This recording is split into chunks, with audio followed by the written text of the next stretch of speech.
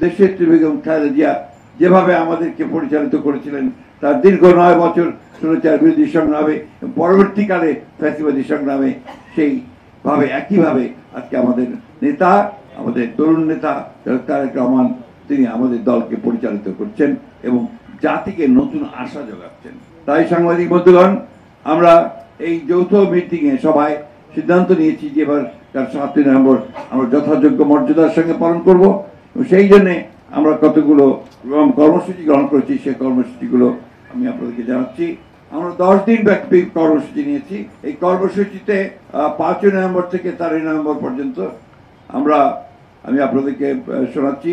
7 November মহান জাতীয় বিপ্লব ও সংহতি দিবস উপলক্ষে ওই দিন সকাল 6টায় নয়াপল্টনের বিএনপি কেন্দ্রীয় কার্যালয়ে সহ সারা দেশে দলীয় কার্যালয়গুলোতে দলীয় পতাকা উত্তোলন করা হবে।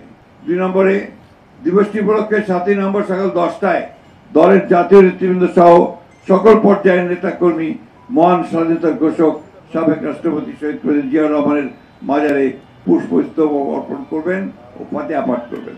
এই দিবসটি উপলক্ষে বিএনপির উদ্যোগে 7 নভেম্বর 2025 এটা মহানগরের উদ্যোগে, ঢাকা মহানগরের উদ্যোগে শুক্রবার বেলা 3টায় নয়াপল্টনস্থ বিএনপি কেন্দ্রীয় কার্যালয়ের সামনে থেকে র্যালি অনুষ্ঠিত হবে। ওই দিনই সারা দেশে বিএনপির উদ্যোগে জেলা উপজেলা পর্যায়ে র্যালি অনুষ্ঠিত হবে। এছাড়াও দিবসটি উপলক্ষে দলের অঙ্গ সহযোগী সংগঠন স্ব উদ্যোগে আলোচনা সভা, অন্যান্য কর্মসূচি পালন করবে।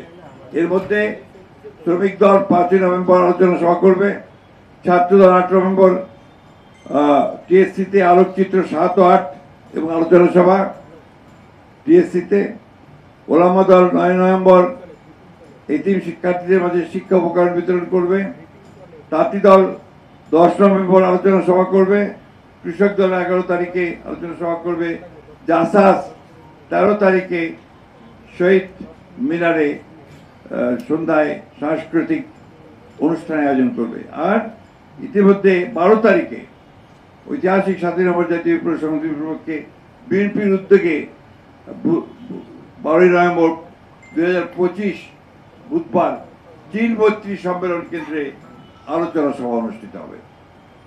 এছাড়াও এই 7 নভেম্বর উপলক্ষে ডকুমেন্টারি, ভিডিও চিত্র, প্রিন্ট মিডিয়া সহ ফেসবুক, ইউটিউব, অনলাইনে অনেক ডকুমেন্টারি প্রকাশ করা হবে।